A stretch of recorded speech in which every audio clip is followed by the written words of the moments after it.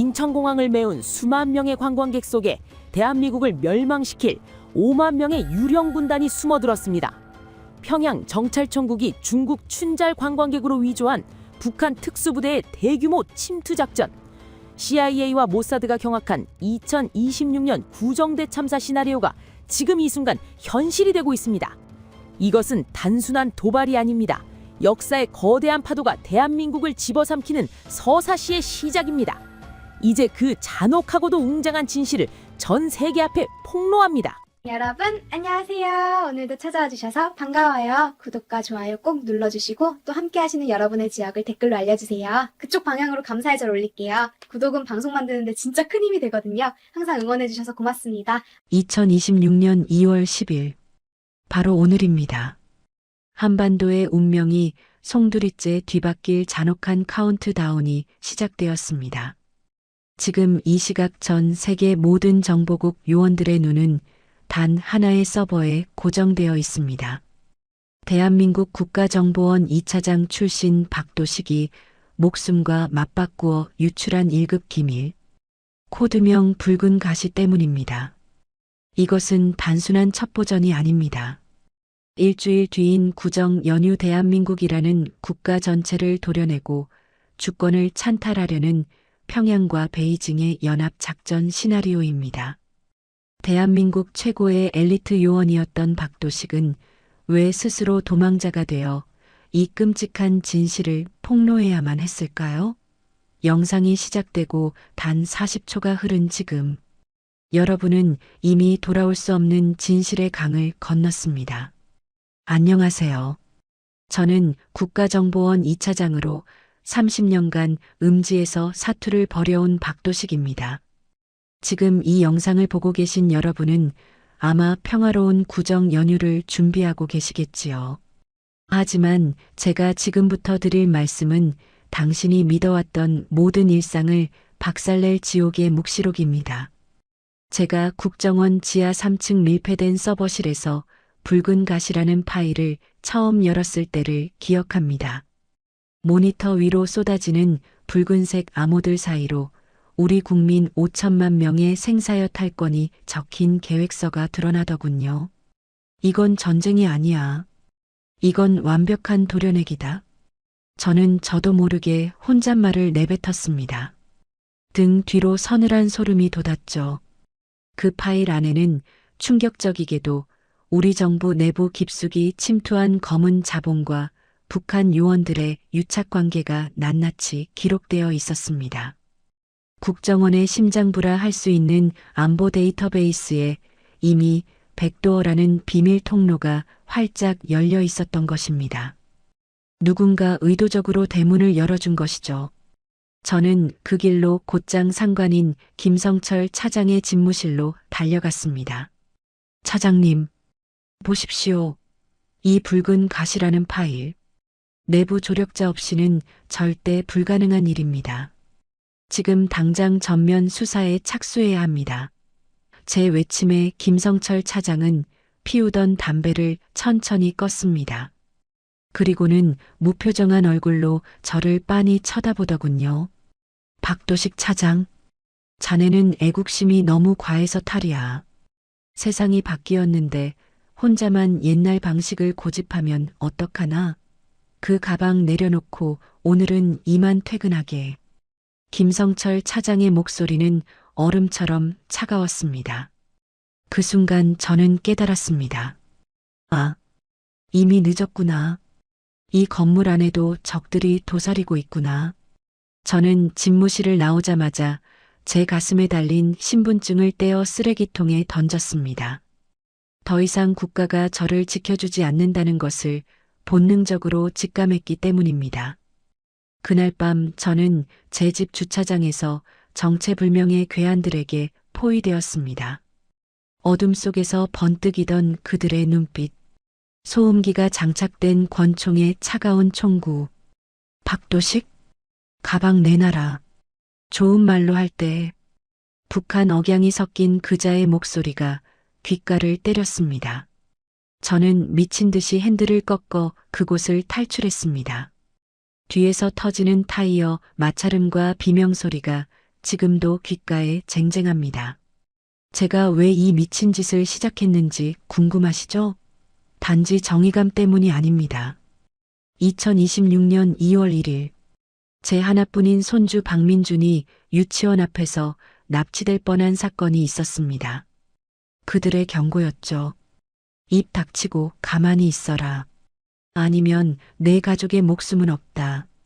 저는 그때 결심했습니다. 내 손주가 노예로 살게 하느니 차라리 내 목숨을 던져 이 추악한 진실을 만천하에 알리겠다고 말입니다. 지금 제 앞에는 검은색 서류 가방이 하나 놓여 있습니다. 이 안에는 평양 정찰총국과 베이징 국가안전부가 공동으로 설계한 서울 분할 지도가 들어 있습니다. 구정 연휴 기간, 한미 연합 자산이 휴무에 들어가는 그 틈을 노린 치밀한 날짜 계산까지 모두 적혀 있죠. 잠시만요. 창밖을 좀 봐야겠습니다. 아까부터 저기 검은색 밴 차량이 건물 주위를 맴돌고 있네요. 저격수일지도 모릅니다. 장소를 급히 옮겨야겠군요. 민준아, 할아버지가 금방 갈게. 조금만 기다려. 저는 지금도 추격을 받고 있습니다. 이 영상이 만약 오늘 밤 12시 이전에 삭제된다면 그것은 제 신변에 이상이 생겼다는 가장 확실한 증거입니다.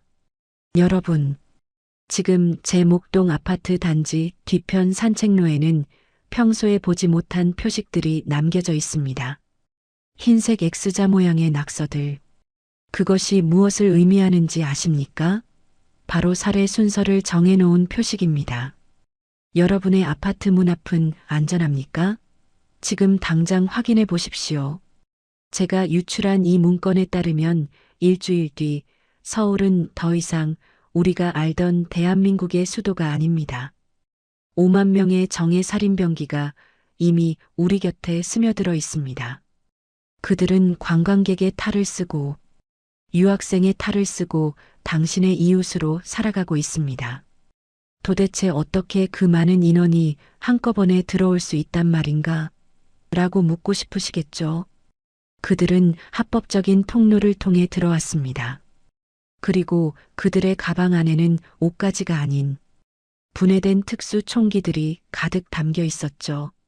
제가 국정원을 탈출하며 마지막으로 훔쳐본 위성사진은 가히 충격적이었습니다. 공항 주차장에 대기 중인 수백 대의 관광버스들.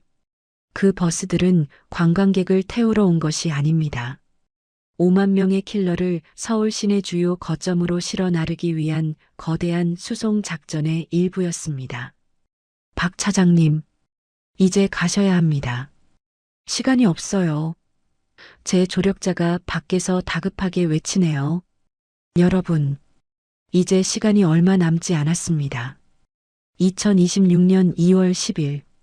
오늘의 이 경고를 무시하신다면 여러분은 일주일 뒤 평생 후회하게 될 것입니다. 대한민국 최고의 정보 요원이었던 제가 왜 제복을 벗고 도망자가 되었는지, 그리고 제가 들고 나온 이 검은 서류 가방 속에 숨겨진 다음 계획은 무엇인지, 과연 그 5만 명의 킬러들이 가방 속에 숨겨온 진짜 무기가 무엇인지 상상이나 가십니까? 단순히 총기일까요? 아니면 그보다 더 끔찍한 무언가일까요? 그들이 예약한 호텔이 왜 하필 서울의 모든 전력을 통제하는 변전소 바로 옆인지, 그 소름 돋는 연결고리를 다음 이야기에서 공개하겠습니다. 당신이 잠든 사이, 당신의 문을 두드리는 것은 친척이 아니라 적의 칼날일 수 있습니다. 인천국제공항 제2터미널의 입국장은 겉보기엔 평온했습니다. 하지만 제 코끝을 찌르는 건 향수 냄새가 아니었습니다. 그것은 아주 미세하지만 분명히 느껴지는 총기 수입류와 화약의 냄새였습니다.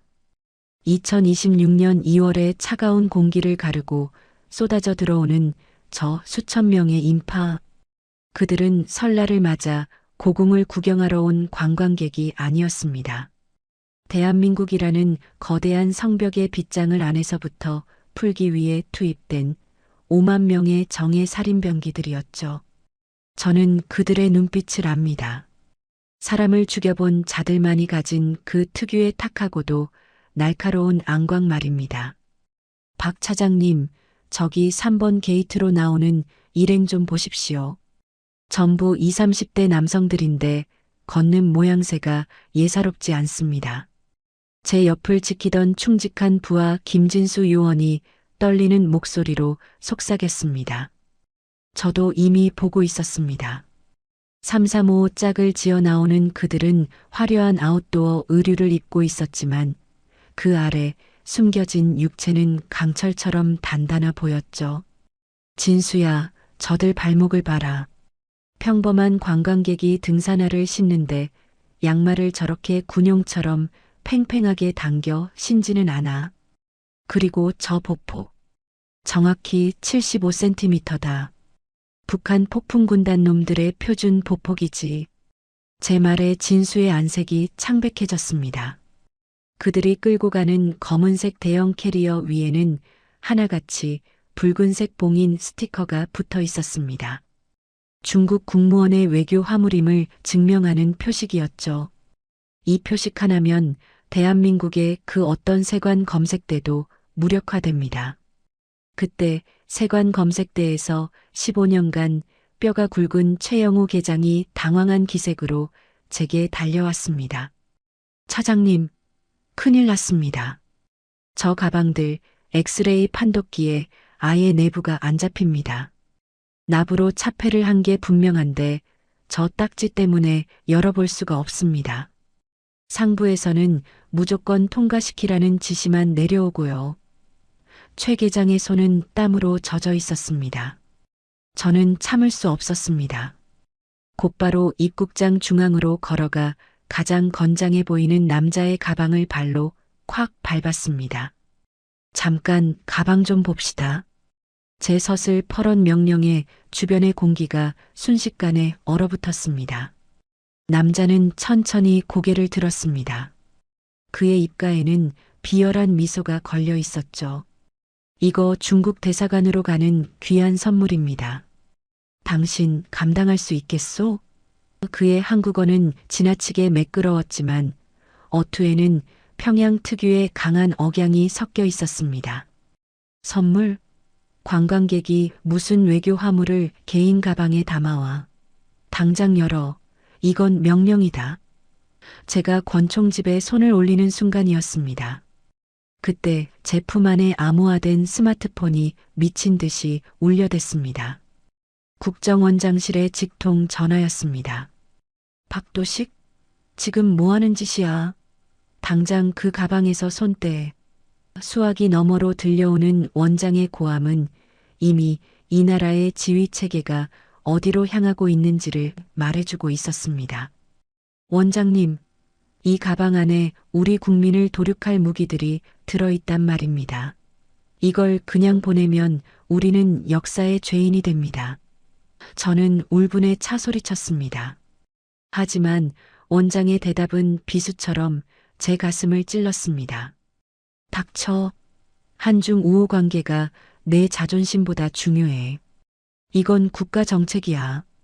토 달지 말고 당장 복귀해.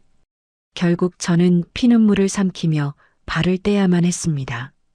남자는 제 곁을 스쳐 지나가며 제 귓가에 아주 낮게 의졸이더군요.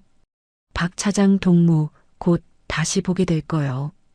그때는 그 목줄을 내가 직접 따주지. 그가 떠난 자리에는 기괴한 금속 마찰음만이 남았습니다.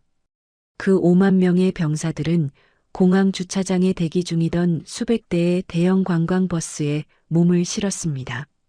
그 버스들은 전부 중국 자본이 소유한 여행사 소속이었죠. 버스 운전기사들조차 미리 포섭된 고정 간첩들이었습니다. 자, 다들 주목. 지금부터 호텔로 이동한다. 짐은 절대로 풀지 말고 상부 지시를 기다려라.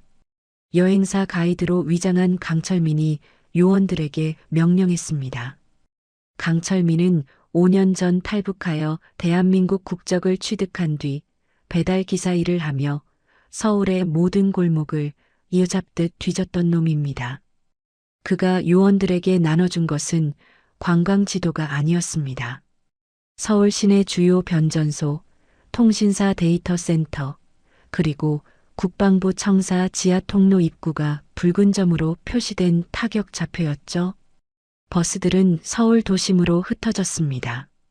그들이 예약한 숙소는 서울의 에너지를 책임지는 주요 변전소 바로 옆에 비즈니스 호텔들이었습니다. 밤이 깊어지자 호텔 방 안에서는 소름 끼치는 소리가 새어나왔습니다. 철컥, 철컥. 그것은 분해되어 들어온 특수 소총을 재조립하는 소리였습니다. 동무, 이 총기 성능이 아주 좋구만. 남조선 놈들 군복까지 입혀놓으니 거울을 봐도 누가 누군지 모르겠어. 한 요원이 가방에서 꺼낸 우리 육군의 디지털 무늬 전투복을 몸에 대보며 낄낄거렸습니다. 그들은 이미 우리 군으로 완벽하게 위장할 준비를 끝낸 것입니다. 저는 호텔 주변을 감시하던 중 김진수 요원으로부터 믿기 힘든 보고를 받았습니다. 차장님, 저놈들 가방에서 나온 게 총기뿐만이 아닙니다. 호텔 쓰레기통에서 발견된 건데 이거 보십시오. 진수가 내민 것은 노란색 가루가 묻은 비닐봉지였습니다. 그것은 단 몇 그램으로 수천 명을 살상할 수 있는 독가스, VX의 원료였습니다. 이 미친놈들이 서울 한복판에서 생화학 테러까지 준비하고 있었던 거야. 저는 분노로 몸을 떨었습니다. 그들은 이제 우리 곁에 있습니다. 당신이 퇴근길에 마주친 그 친절한 중국인 관광객, 혹은 밤늦게 치킨을 배달하러 온 그 배달원. 그들의 가방 안에는 당신의 가족을 위협할 칼날과 독약이 숨겨져 있습니다. 박 차장님, 저들이 지금 이동을 시작했습니다. 목표는 종로 변전소입니다. 진수의 다급한 외침과 동시에 서울의 밤 공기가 싸늘하게 식어갔습니다. 하지만 더 큰 비극은 이들의 무기가 아니었습니다. 이 5만 명의 킬러들이 손에 쥔 것은 총보다 무서운 우리 부모님들의 이름이 빼곡히 적힌 붉은색 명단이었습니다.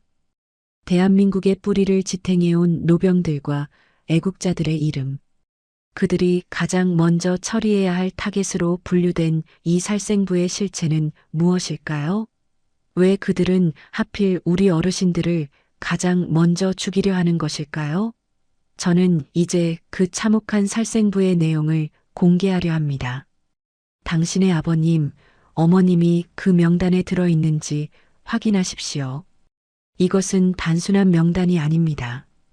대한민국이라는 국가의 거대한 뿌리를 통째로 드러내기 위해 설계된 생물학적 표적 지도입니다. 제가 국정원 지하의 특수 암호 서버에서 해독해낸 파일명 서울 살생부 1만 명. 그 실체는 종이 뭉치가 아니었습니다. 인공지능이 실시간으로 계산하는 잔인한 인명 삭제 알고리즘이었죠. 시청자 여러분, 여러분은 지금 이 순간에도 여러분의 안방에서 나오는 무선 신호가 적들에게 살해 좌표를 전송하고 있다는 사실을 꿈에도 모르실 겁니다. 박 차장님, 이 코드를 좀 보십시오. 이건 단순한 이름이 아닙니다. 어르신들이 매일 드시는 혈압약과 당뇨약의 성분까지 분석해서 가장 무력해지는 시간을 계산하고 있습니다. 저와 함께 이 파일을 분석하던 데이터 분석관 이영희가 창백해진 안굴로 소리쳤습니다. 저는 이영희의 어깨를 잡으며 모니터를 뚫어지게 쳐다봤습니다. 이영희, 이게 가능하다고 보나?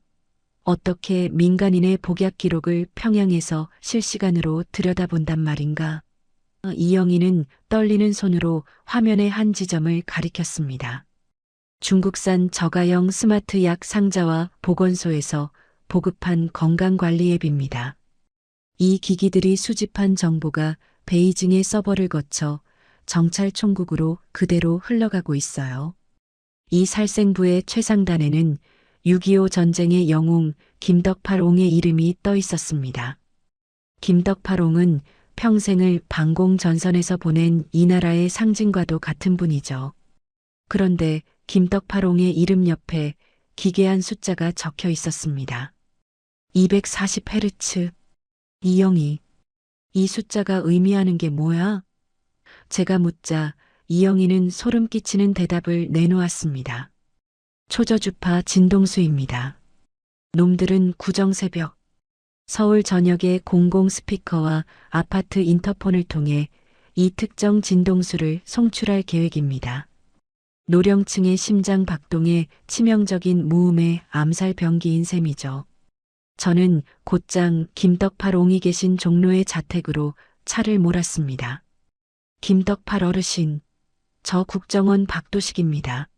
지금 당장 인터폰 전원을 뽑으셔야 합니다. 하지만 김떡팔옹의 집 대문 앞에는 이미 기괴한 장치가 설치되어 있었습니다. 평범한 광고 전단지처럼 보이는 종이 뒷면에 아주 얇은 구리선 안테나가 숨겨져 있었죠. 이것은 마그네틱 펄스 스티커였습니다. 박 차장, 자네 왜 이렇게 소란인가? 안 그래도 요즘 아파트 환풍구에서 자꾸 이상한 기계음이 들려서 잠을 설쳤다네. 김떡팔옹의 목소리는 평소보다 힘이 없었습니다. 어르신, 그 소리는 환풍구 소리가 아닙니다. 놈들이 어르신의 집안 구조를 소리로 매핑하고 있는 초음파 탐지기 소리예요. 그때였습니다. 김떡팔옹의 거실에 놓인 TV에서 갑자기 트로트 가수의 화려한 무대 영상이 나오기 시작했습니다. 그런데 가수의 목소리가 기괴하게 변조되어 들리더군요. 이영희, 지금 김떡팔 어르신 댁 TV에서 이상한 신호가 잡힌다. 당장 추적해. 무전기 너머로 이영희의 다급한 목소리가 들려왔습니다. 차장님, 그 영상 속에 스테가노그래피라는 고도의 암호가 숨겨져 있습니다. 시청자의 스마트폰 마이크를 강제로 활성화해서 집안의 모든 대화를 도청하는 명령 코드가 전송되고 있어요. 시청자 여러분, 이것이 바로 여러분이 모르는 살생부의 실체입니다. 놈들은 종이 명단을 들고 다니지 않습니다. 여러분이 애용하는 유튜브의 트로트 영상, 보건소에서 준 무료 만보계, 심지어 아파트 입구의 음식물 쓰레기 종량제 기기까지도 여러분의 생체 정보를 수집하는 스파이로 활용하고 있습니다. 박 차장님, 살생부에 적힌 10,000명의 공통점이 나왔습니다. 전부 국가유공자 훈장을 받으신 분들입니다. 이영희의 말에 저는 무릎을 꿇고 말았습니다. 놈들은 이 나라를 지킨 훈장 속에 숨겨진 마이크로 칩의 고유 번호를 추적하고 있었던 것입니다. 가장 명예로운 훈장이 적들에게는 가장 정확한 살해 지표가 된 셈이죠. 동무, 김떡팔의 심박수가 급격히 올라갔소. 지금이 적기요. 김떡팔옹의 집 창밖에서 들려온 차가운 북한 억양. 저는 권총을 뽑아들고 창문을 박차고 나갔습니다. 하지만 그곳에는 검은색 특수 슈트를 입은 중국인 관광객 차림의 킬러들이 이미 건물 외벽을 타고 내려오고 있었습니다. 이 나라를 피로 지킨 노병들을 이렇게 허망하게 보내게 둘 순 없다. 제가 방아쇠를 당기려는 순간 제 손목에 찬 스마트워치가 강한 전기 충격을 내뿜으며 마비되었습니다. 차장님, 도망치세요. 놈들이 전자기 펄스로 일대의 모든 장비를 무력화했습니다. 이영희의 마지막 비명이 무전기에서 지지직거리며 사라졌습니다. 구정 연휴 새벽, 모든 불이 꺼진 서울은 놈들에게 거대한 사냥터가 될 것입니다. 살생부의 이름이 오른 10,000명의 어르신들이 소리 없이 사라지고 나면 이 나라의 정신적 지주는 완전히 무너질 것입니다. 대한민국의 노병들은 죽지 않는다. 다만 사라질 뿐이다. 라고 말했던 메가더 장군의 말은 이제 비극적인 예언이 되어가고 있습니다. 놈들은 왜 하필 우리 어르신들의 방안을 소리로 들여다보는 것일까요? 그리고 왜 구정 당일 전력망 차단과 동시에 이 살생부 집행을 완료하려는 것일까요? 그 소름 돋는 이유는 바로 서울 지하에 이미 설치된 거대한 에너지 폭탄 때문입니다.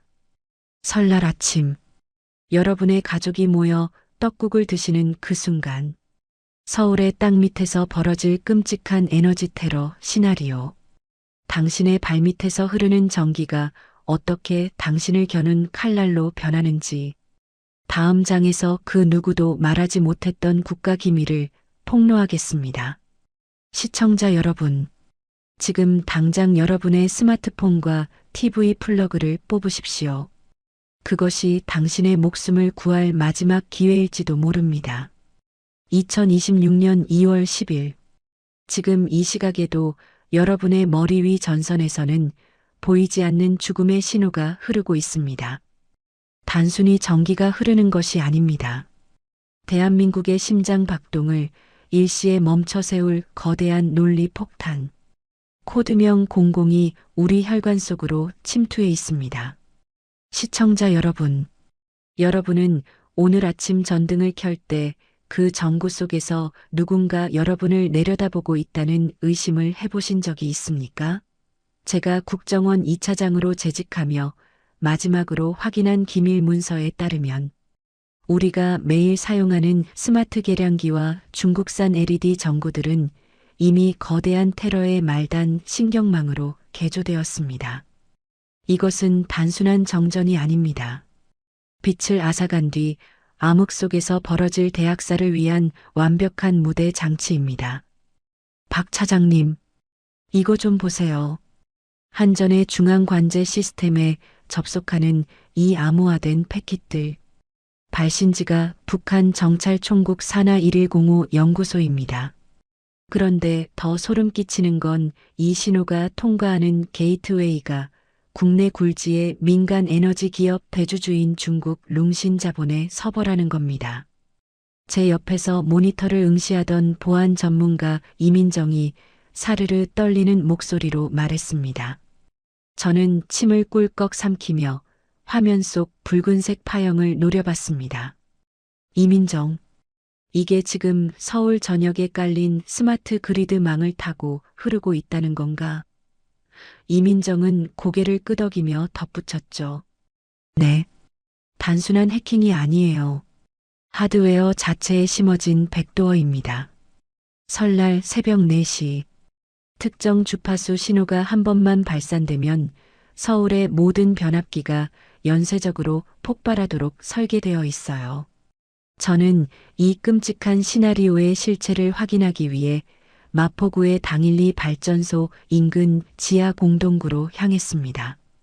그곳에는 30년간 전력망을 지켜온 베테랑 기사 박광식 씨가 남긴 마지막 단서가 있었기 때문입니다. 박광식 씨는 일주일 전 발전소 점검 도중 의문의 감전사로 세상을 떠났습니다. 하지만 그가 죽기 직전 제게 보낸 음성 메모는 단순한 사고가 아님을 증명하고 있었죠. 박 차장님, 발전소 제어반 안에 못 보던 칩들이 박혀 있습니다. 메이드 인 차이나라고 적혀 있는데 제가 보고서를 올리려 하자마자 보안팀 놈들이 제 뒤를 밟기 시작했습니다. 이놈들은 우리 직원이 아니에요. 눈빛이 산 사람의 것이 아닙니다. 지하 공동구의 습한 공기를 가르며 저는 박광식 씨가 숨겨놓은 비상용 캐비닛을 열었습니다. 그 안에는 절연 테이프로 칭칭 감긴 검은색 상자가 들어 있었죠. 박 차장, 거기서 당장 손대에. 어둠 속에서 누군가의 고함이 들렸습니다. 손전등 빛이 제 눈을 때렸고 저는 본능적으로 바닥을 굴렀습니다. 탕 하는 소리와 함께 제 머리 위 파이프에서 불꽃이 튀었습니다. 이런 미친놈들. 국가 기반 시설 안에서 총을 쏴?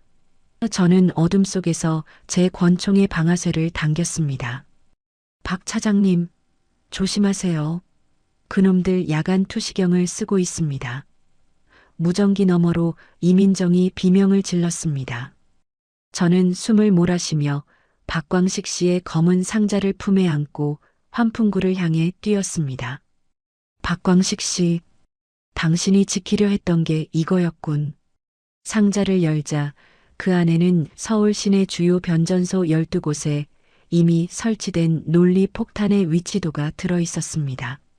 소름 끼치게도 그 위치들은 챕터 2에서 말씀드린 5만 명의 킬러들이 묵고 있는 비즈니스 호텔들과 정확히 일치했습니다. 이민정, 들리나? 놈들의 작전은 단순 정전이 아니야. 블랙아웃과 동시에 모든 건물의 디지털 도어락을 강제로 개방하는 시스템 해킹까지 포함되어 있어. 제 말에 이민정은 한동안 말을 잇지 못했습니다. 그럴 수가. 전기가 나가면 잠겨야 하는 문들이 오히려 열린단 말입니까? 그렇습니다. 시청자 여러분, 여러분이 믿고 있는 그 튼튼한 현관문. 디지털 도어락은 전기가 끊기고 특수 신호가 입력되는 순간 철컥하고 빗장을 풀어버리도록 설계되었습니다. 암흑이 찾아온 서울, 그리고 주인이 잠든 집의 문이 스스로 열리는 순간 밖에서 대기하던 5만 명의 킬러들이 야간 투시경을 쓰고 안방으로 들이닥치는 시나리오. 이것이 바로 붉은 가시의 진짜 얼굴입니다. 아빠, 무서워. 밖에서 자꾸 이상한 소리가 나.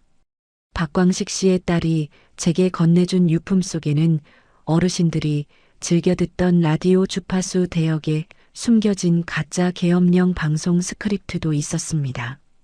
정전이 되면 놈들은 가짜 방송을 송출해 국가 비상사태이니 국민들은 절대 밖으로 나오지 말고 집안에 머물라는 지시를 내릴 예정입니다. 꼼짝없이 집안에서 도살당하라는 뜻이죠. 저는 지금 당일리 발전소의 심장부로 다시 잠입하고 있습니다. 제 손에는 놈들의 논리 폭탄을 무력화할 수 있는 유일한 장치인 아날로그 바이패스 키가 들려 있죠. 하지만 이곳의 보안 시스템은 이미 우리 국정원의 통제를 벗어났습니다. 동무, 박도식이가 지하 4구역에 나타났소. 즉시 처리하시오. 벽 너머에서 들려오는 차가운 평양 억양. 저는 제 귀를 의심했습니다. 발전소 보안팀장이라는 자가 북한 정찰총국의 지령을 실시간으로 받고 있었던 것입니다. 이보시오. 당신들 대한민국 국민 맞나? 이 나라 전기가 끊기면 당신들 가족도 위험해진다는 걸 몰라? 제가 소리쳤지만 돌아오는 것은 차가운 냉소뿐이었습니다. 가족? 내 진짜 가족은 평양에 있어. 남조선 놈들은 전기가 끊긴 어둠 속에서 자신들이 저지른 죄를 속죄하게 될 거요. 시청자 여러분, 여러분의 집 베란다에 있는 실외기를 보십시오. 그 안의 기판이 어느 나라 제품인지 확인해 보셨습니까? 놈들은 그 실외기 하나하나를 거대한 안테나로 활용해 서울 전역에 전자기 펄스를 방출할 준비를 마쳤습니다.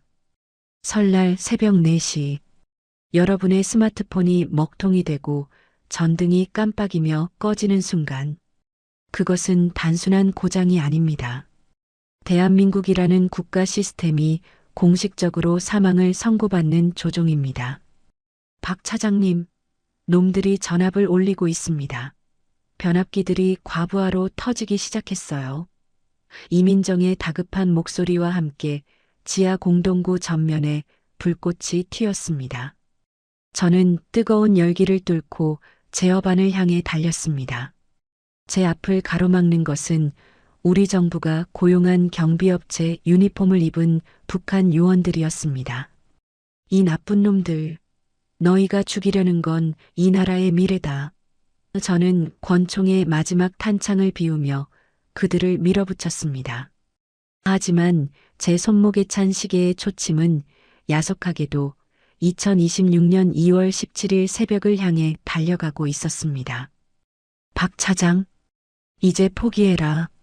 서울의 빛은 이미 베이징의 손가락 하나에 달려 있다. 제 눈앞에 나타난 인물은 다름 아닌 한전의 고위 간부인 최동석 상무였습니다.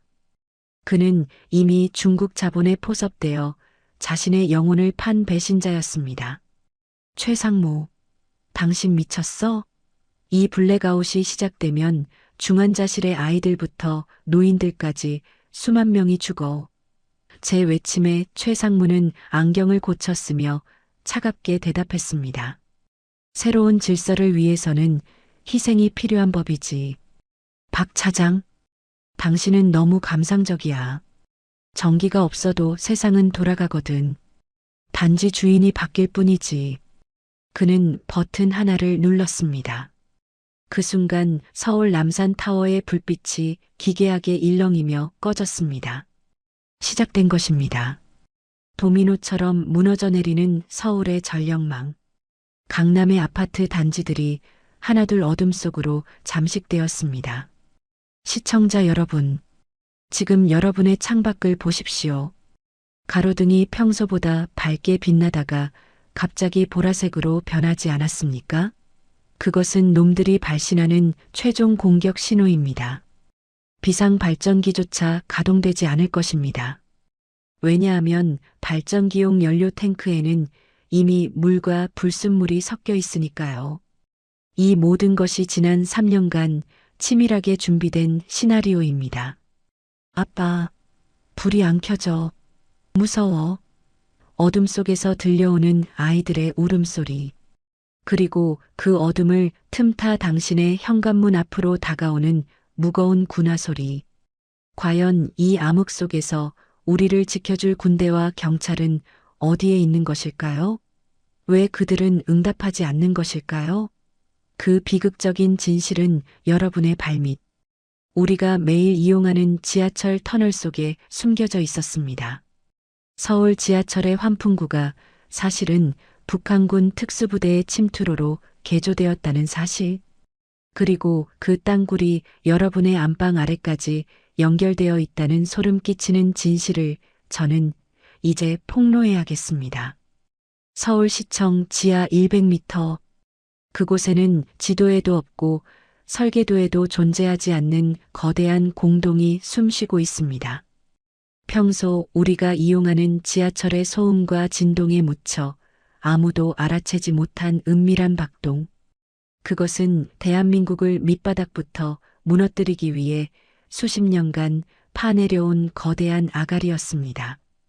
2026년 2월 10일 오늘, 그 아가리가 마지막 발파를 끝내고 서울의 심장부를 삼킬 준비를 마쳤습니다.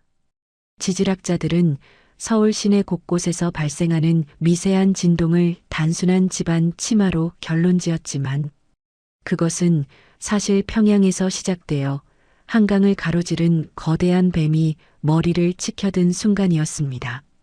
안녕하세요. 다시 박도식입니다. 지금 제 발바닥에 전달되는 이 미세한 떨림이 느껴지십니까? 여러분이 지금 소파에 앉아 계시거나 침대에 누워 계실 때 등 뒤로 느껴지는 그 기분 나쁜 진동 말입니다. 사람들은 이것을 지하철 공사 소음이라고 생각하죠. 하지만 지하철은 밤 12시면 멈춥니다. 그렇다면 새벽 2시에 들리는 그 규칙적인 기계음의 정체는 무엇일까요? 저는 3개월 전 국정원 내부 자료실에서 지질학자 한민호 박사의 미발표 보고서를 발견했습니다. 보고서의 제목은 서울 도심 하부의 비정상적 주파수 분석이었습니다. 한민호 박사는 서울 시내 주요 아파트 단지 지하 주차장에서 들리는 진동이 북한의 쉴드 TBM 기술, 즉 무진동 굴착 장비의 회전수와 정확히 일치한다는 결론을 내렸습니다. 저는 한민호 박사를 만나기 위해 그가 마지막으로 머물렀던 강원도의 한 요양원을 찾았습니다. 하지만 제가 도착했을 때 한민호 박사는 이미 싸늘한 시신이 되어 있었습니다. 사인은 의문의 심장마비였죠. 그의 유품 중에서 저는 피 묻은 녹음기 하나를 찾아냈습니다. 녹음기 버튼을 누르자 한민호 박사의 절박한 목소리가 흘러나왔습니다. 박 차장, 이건 땅굴이 아니야. 이건 거대한 가스실이야. 놈들이 지하철 환풍구를 통해 서울 전체에 독을 풀 준비를 하고 있어. 중국제 굴착기가 지금 서초동 지하를 지나 시청으로 향하고 있단 말일세. 저는 그 녹음을 듣는 순간 온몸에 털이 곤두섰습니다. 놈들은 아주 영악했습니다. 땅굴을 파는 과정에서 발생하는 엄청난 양의 토사를 어떻게 처리했을까요? 답은 우리 서울의 대규모 재건축 현장들에 있었습니다. 중국 자본이 인수한 건설사들이 재건축 현장에서 나오는 폐기물 차량에 땅굴에서 판 흙을 섞어 합법적으로 유출했던 것이죠. 박 차장님, 여기 좀 보십시오. 이 일련 번호는 중국 룽신 중공업에서 제작한 지하 특수 작업용 굴착기입니다. 그런데 왜 이 장비의 VPS 신호가 우리 국방부 지하 200m 지점에서 잡히는 거죠? 제 부하 요원 김진수가 태블릿 PC를 내밀며 물었습니다. 저는 김진수의 손을 꽉 잡았습니다. 진수야, 국방부 지하가 아니라 국방부로 들어가는 모든 숨구멍을 저놈들이 장악했다는 뜻이다. 2026년 구정 당일, 평양은 아주 특별한 소음을 이용할 계획입니다. 바로 서울 곳곳에서 터지는 구정 축하 폭죽 소리입니다. 그 폭죽 소리가 하늘을 뒤덮는 순간, 지하에서는 땅굴의 마지막 가림막을 뚫는 발파 작업이 시작될 것입니다. 폭죽의 굉음에 묻혀 지상의 시민들은 발밑에서 일어나는 거대한 폭발을 전혀 인지하지 못하겠지요. 동무, 이제 일주일 남았소. 서울 지하철 9호선 환기구 3번부터 12번까지 전부 개방하시오. 붉은 도관계 주입 준비 완료됐소. 제가 도청한 놈들의 무전 내용은 상상을 초월했습니다. 놈들이 준비한 붉은 도관계는 단순한 생화학 무기가 아닙니다. 그것은 나노 입자로 설계되어 방독면조차 뚫고 들어가는 최첨단 신경가스입니다. 놈들은 이 가스를 서울 지하철의 피스톤 효과를 이용해 퍼뜨릴 계획입니다. 열차가 터널을 지날 때 발생하는 거대한 공기 압력이 가스를 실어 나르는 거대한 펌프 역할을 하는 것이죠. 세상에, 우리가 매일 타는 지하철이 독가스를 배달하는 도구가 된다니요. 김진수는 구역질을 참지 못하고 고개를 돌렸습니다. 저는 이 음모를 막기 위해 서울시 지하안전관리국에 잠입했습니다. 하지만 그곳의 핵심 관리자는 이미 제가 알던 사람이 아니었습니다. 박 차장, 여긴 무슨 일인가? 자네는 이제 민간인 신분 아닌가? 저를 막아선 인물은 국정원 시절 제 선배였던 조기출이었습니다. 그는 퇴직 후 서울시 고위직으로 자리를 옮겼죠. 하지만 그의 책상 위에는 중국산 암호화 전용 노트북이 놓여 있었습니다. 조 선배, 당신이 어떻게 이 땅굴의 존재를 알고도 묵인한 겁니까? 제 물음에 조기출은 차가운 미소를 지었습니다. 박도식, 세상은 변했어. 지상은 이미 포화 상태야. 이제 진정한 권력은 지하를 지배하는 자에게서 나온다네. 중국과 북한은 이미 서울 지하를 완벽한 요새로 만들었어. 자네가 뭘 할 수 있겠나? 저는 조기출의 멱살을 잡고 소리쳤습니다. 당신 가족도 이 땅 위에서 살고 있어. 이 독가스가 퍼지면 당신 자식들도 죽는단 말이야. 조기출은 제 손을 거칠게 뿌리치며 대답했습니다. 내 가족은 이미 지난주에 베이징으로 이주했네. 박 차장, 자네도 이제 그만 고집 꺾고 이 거대한 흐름에 올라타지 그래. 저는 그를 뒤로하고 어두운 복도를 달렸습니다. 이제 믿을 수 있는 사람은 아무도 없었습니다. 국가기관의 요직마다 독버섯처럼 퍼진 배신자들이 적들의 길을 닦아주고 있었습니다. 시청자 여러분, 지금 당장 여러분이 사시는 아파트 지하주차장 4층으로 내려가 보십시오. 벽면 구석에 정체불명의 검은색 파이프가 새로 설치되어 있지는 않습니까? 혹은 배수구에서 달콤한 복숭아 냄새 같은 것이 배어 나오지는 않나요? 그것은 놈들이 가스 주입 테스트를 마친 뒤 남은 잔류향입니다. 놈들은 이미 여러분의 안방 아래까지 독침을 박아 넣었습니다. 설날 새벽 0시 땅굴 입구가 열리고 붉은 도관계가 서울의 환기 시스템을 타고 퍼지기 시작할 때 여러분은 단 1분도 버티지 못할 것입니다. 하지만 놈들이 계산하지 못한 변수가 하나 있습니다. 그것은 바로 우리 대한민국 노병들의 생존 본능입니다. 박 차장님, 제 5번 땅굴 탐지반 시절의 장비들이 아직 제 창고에 있습니다. 놈들이 기계를 쓴다면 우리는 아날로그로 맞서야지요. 6.25 참전 용사이자 전직 땅굴 탐지 전문가인 이대봉 어르신이 제 손을 잡으며 말씀하셨습니다. 그렇습니다. 디지털이 지배하는 세상이지만 땅속의 진실을 읽는 것은 기계가 아니라 평생을 흙과 함께한 노병의 감각입니다. 이대봉 어르신은 낡은 청진기를 바닥에 대고 눈을 감으셨습니다. 들리네. 저기 시청역 환승로 아래서 놈들의 심장 소리가 들려. 아주 거대하고 사악한 기계의 소리야. 어르신의 손가락이 가리킨 곳은 우리가 매일 무심코 지나치던 지하철 역사의 물품 보관함 뒤편이었습니다. 그곳이 바로 붉은 가시 작전의 최전방 투입구였던 것입니다. 과연 이 지하의 괴물을 막을 방법이 있을까요?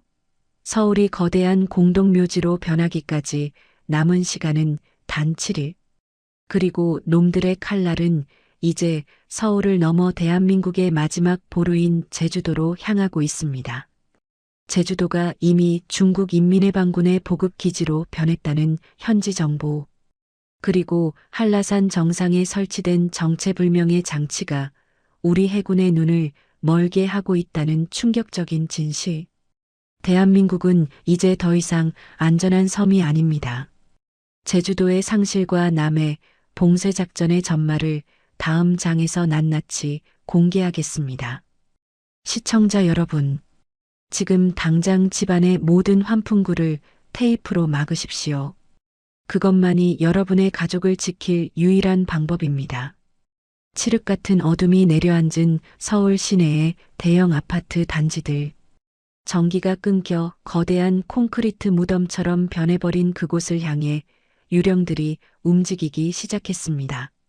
놈들은 최첨단 야간 투시경을 통해 벽 너머의 열기를 읽으며 비웃었죠. 남조선 놈들은 전기가 나가면 아무것도 못하는 벌레들에 불과하다. 그저 방 안에서 떨다가 죽음을 맞이할 뿐이지. 놈들의 무전기에서 흘러나오는 차가운 평양 사투리는 이미 승리를 확신하고 있었습니다. 하지만 놈들은 단 하나를 몰랐습니다. 디지털이 지배하던 세상이 무너지는 순간 가장 원시적이고 가장 강력한 포식자가 깨어난다는 사실을 말입니다. 저는 지금 종로의 한 낡은 지하상가 구석에서 믿기 힘든 광경을 목격하고 있습니다. 국정원 시절 제가 관리하던 그 어떤 최신식 무기보다 더 위협적인 존재들. 바로 이 나라를 피와 땀으로 일궈온 우리 어르신들이 각성하고 있었습니다. 이복의 박 차장, 놈들이 우리를 잉여 인간이라고 불렀다지. 연금이나 축내는 쓸모없는 노인네들이라고 말이야. 낡은 야상 점퍼를 걸치고 손에는 녹슨 대검을 든 최철호 어르신이 저를 보며 이빨을 드러내며 웃으셨습니다.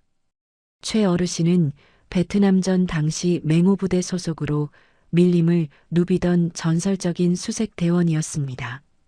최 어르신, 지금 놈들은 5만 명입니다. 최신형 소음기 권총과 적외선 탐지기로 무장하고 있다고요. 여긴 너무 위험합니다. 제가 만류했지만 어르신은 담배 연기를 깊게 내뱉으며 고개를 저으셨습니다. 박 차장, 놈들이 믿는 건 저 기계들이지? 하지만 저 기계들은 거짓말을 한다네.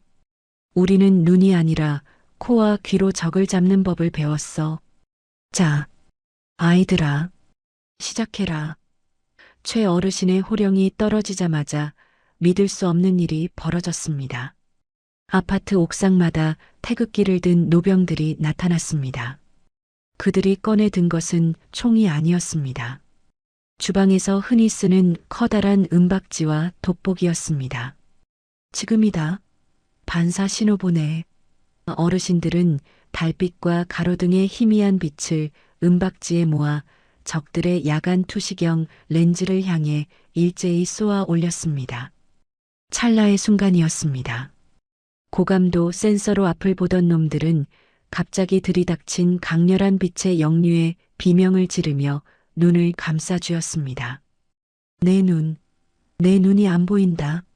놈들이 당황해 허공에 총을 갈겨대는 사이 어둠 속에 숨어있던 노병들이 그림자처럼 움직이기 시작했습니다. 어디서 쏘는 거냐? 적의 위치를 파악해라.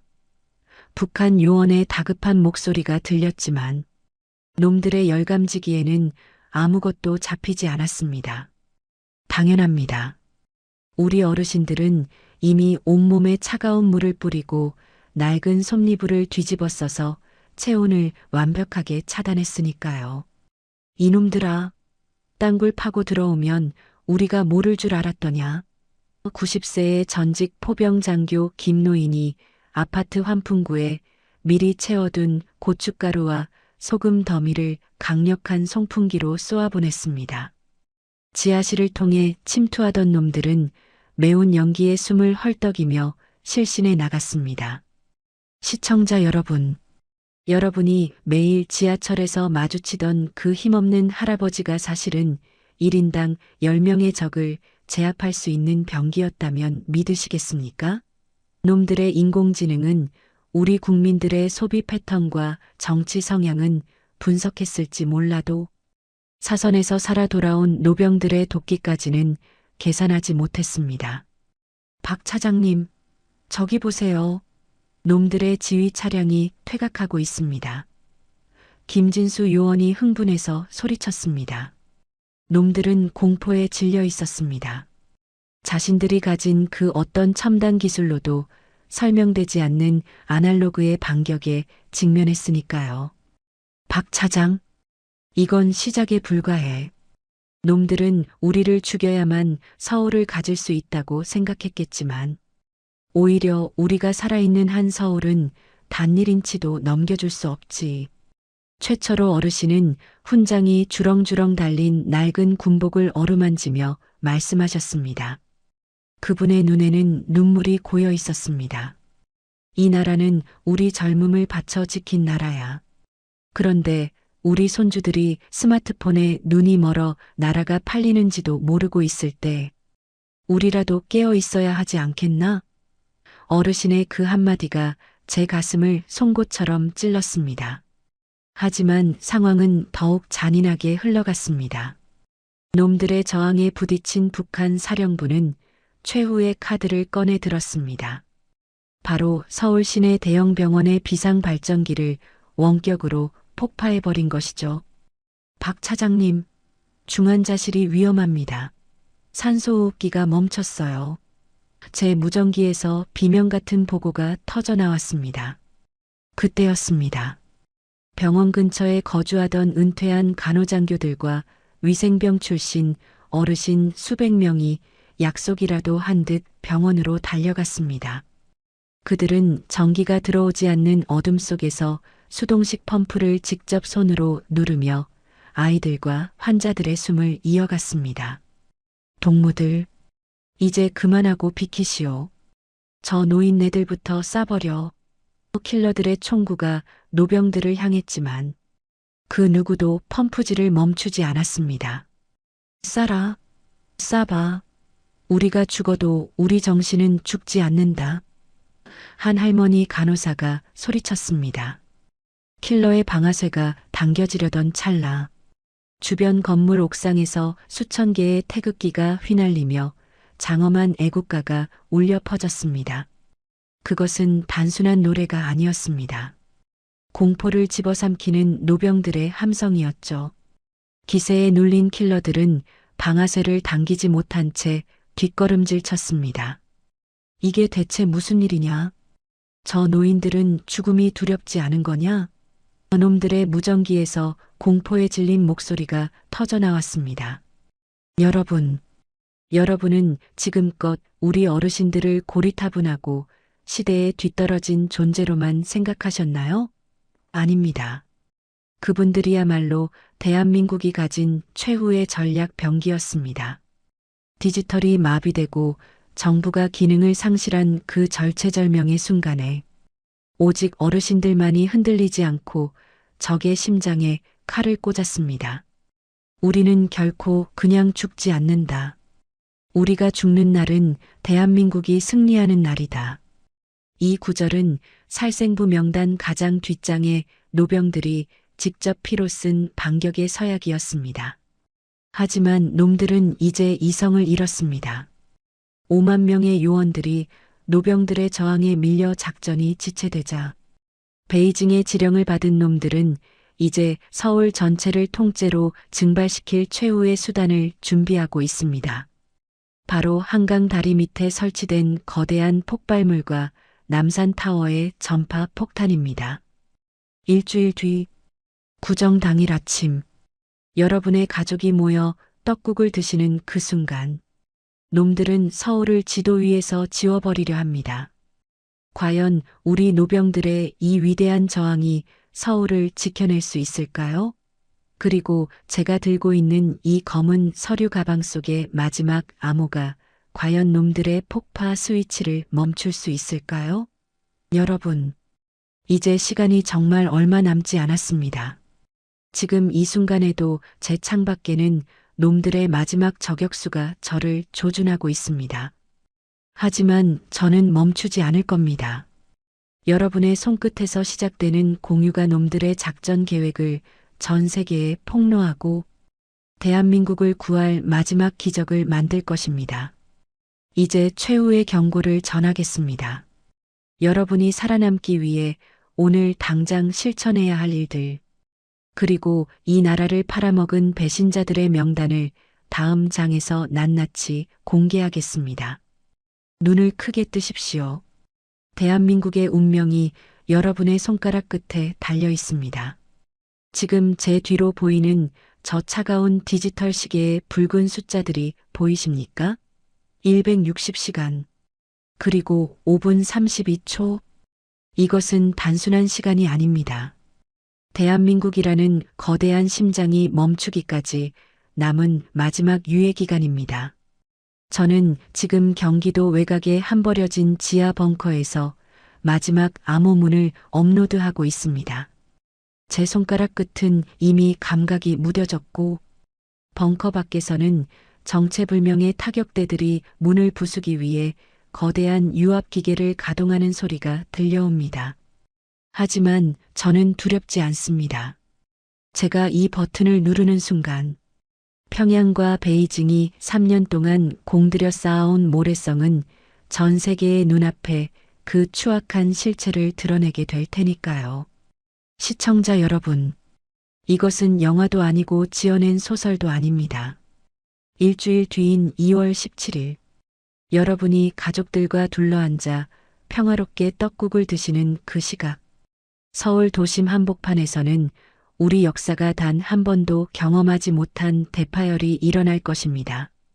제가 국정원 2차장으로 재직하며 빼돌린 붉은 가시의 최종장에는 소름 끼치는 구절이 적혀 있었습니다. 국민의 80%가 스마트폰과 TV에 눈이 팔려 있을 때 우리는 보이지 않는 전파와 소리 없는 땅굴로 서울의 빗장을 연다. 놈들은 우리의 안일함과 애국심의 부재를 가장 강력한 무기로 삼았습니다. 박 차장님, 전속률 95%입니다. 제발 조금만 더 버텨주세요. 벙커 내부 스피커를 통해 들려오는 김진수 요원의 비명 섞인 목소리. 저는 가방 속에 넣어두었던 마지막 기밀 서류를 꺼냈습니다. 거기에는 이 나라를 팔아넘긴 배신자들의 명단과 놈들의 작전을 중단시킬 유일한 암호 코드가 적혀 있었죠. 여러분, 지금 당장 여러분의 거실을 둘러보십시오. 저기 놓인 중국산 로봇 청소기, 주방의 인공지능 냉장고, 그리고 안방의 스마트 TV. 이 모든 것들이 일주일 뒤에는 여러분의 집안을 감시하고 적들에게 문을 열어주는 트로이의 목마가 될 것입니다. 지금 이 영상이 끝나자마자 당장 그 가전제품들의 코드를 뽑으십시오. 카메라 렌즈를 검은 테이프로 가리십시오. 그것이 당신의 가족을 지킬 첫 번째 행동 지침입니다. 쾅, 쾅.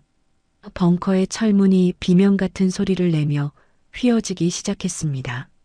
놈들이 왔습니다. 하지만 저는 멈출 수 없습니다. 이놈들아, 대한민국 국민은 너희가 생각하는 것처럼 어리석지 않다. 우리는 피로 일군 이 땅을 단 한 뼘도 내어주지 않을 것이다. 제가 모니터를 향해 소리쳤습니다. 놈들의 작전 계획에 따르면 5만 명의 킬러들은 국민의 경계심이 일정 수준 이상으로 높아지면 작전을 중단하게 되어 있습니다.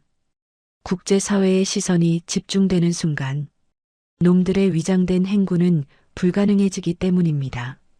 그래서 이 영상의 공유가 중요한 것입니다. 1,000만 명의 국민이 이 진실을 알게 되는 순간 놈들의 칼날은 갈 곳을 잃고 스스로 꺾이게 될 것입니다.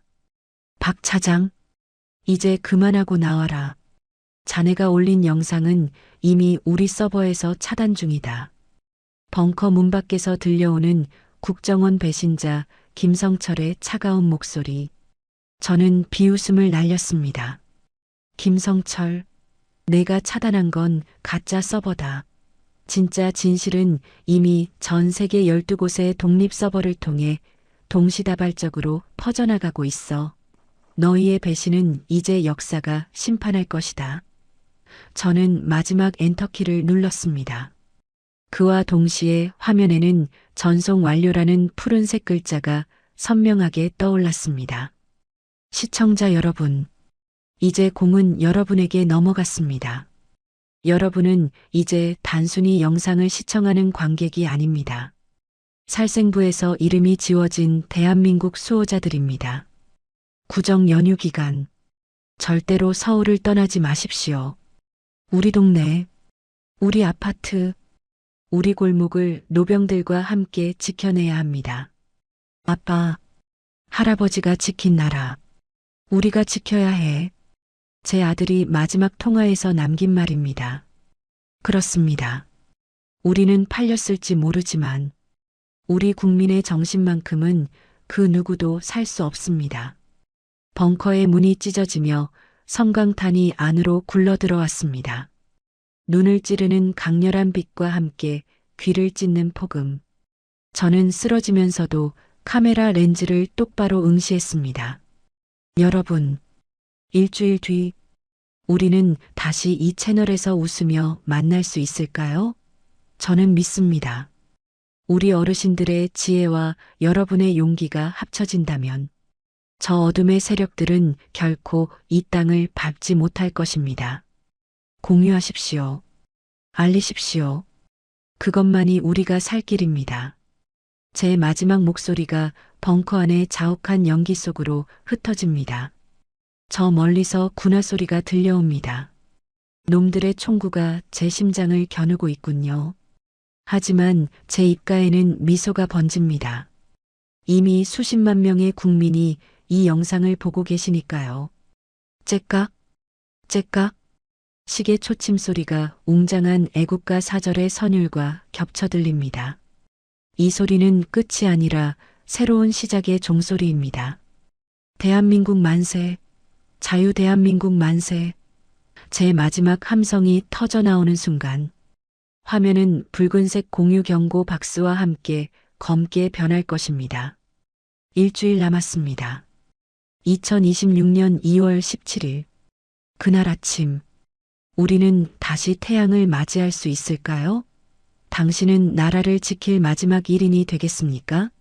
아니면 어둠 속에서 소리 없이 사라지는 패배자가 되겠습니까? 선택은 오직 당신의 손가락 끝에 달려 있습니다. 지금 당장 이 진실의 불꽃을 퍼뜨려 주십시오. 그것이 제가 목숨을 바쳐 이 자리에 서 있는 단 하나의 이유입니다. 오디오본 영상은 가상 재구성을 포함한 팩션 오디오북입니다. 사실과 다를 수 있으며 안보 경각심을 위한 창작물임을 밝힙니다. 함께 해주셔서 고마워요. 다음에도 또 만나요.